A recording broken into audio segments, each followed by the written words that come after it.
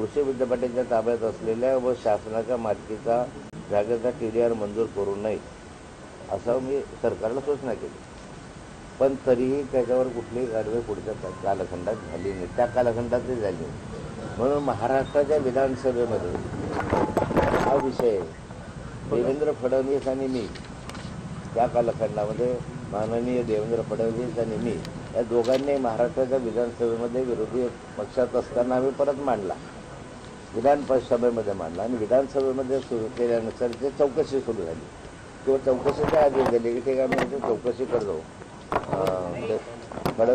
फडणवीस साहेबांनी माझ्या त्या विधानसभेतल्या याच्यामुळे त्यांनी तिथे चौकशी सुरू करायचे आदेश दिले. दरम्यानच्या कालखंडामध्ये हा जो प्रस्ताव होता हा माझ्याकडे प्रलंबित होता, माझ्याकडे आलेली फाईल होती या TDRच्या संदर्भामध्ये, आणि मी राजीनामा देईपर्यंत सदर जमीन कृषी महाविद्यालयाच्या नावे राहील याबाबत मी ते आदेश दिले होते आणि त्याचे हक्क संरक्षित केले होते. म्हणजे मी हा आदेश दिला होता त्या संदर्भामध्ये की ही जमीन आपली आहे, ह्या जमीन कोणाला देता कामा नये.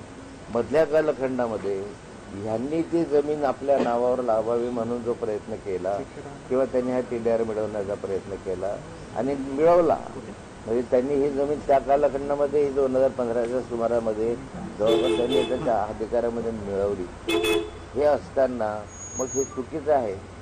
म्हणून मी कृषी मंत्री होतो, महसूल मंत्री होतो आणि कृषी मंत्री या नात्यानं हा सगळा जो फाईल आहे ते माझ्याकडे होती आणि याच्यावर कारवाई होत नव्हती.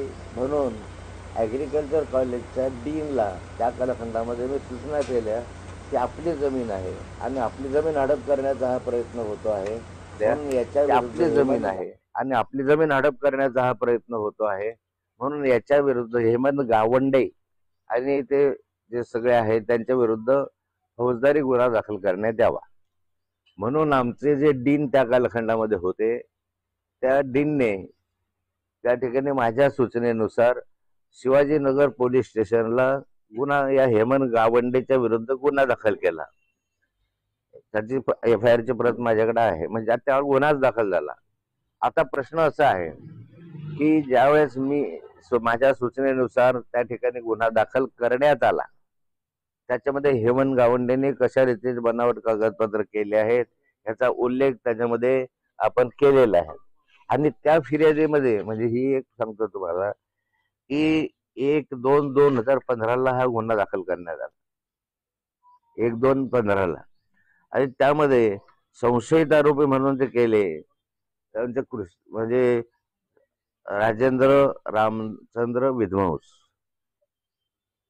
ऋषिकेश माधव विध्वंस, मंगल माधव विध्वंस, जयश्री संजय एकबोटे, प्रशांत वाघमारे, नगर अभियंता पुणे, मंजुषा इधाते व इतर हेमंत गावंडे गुन्ह्याचा तपशिलाच्या संदर्भामध्ये ही माहिती दिली. आत्ता जो गुन्हा काल दाखल झाला योगायोगानं त्या गुन्ह्यामध्ये हेच आरोपी आहेत, सेम गुन्हा आहे.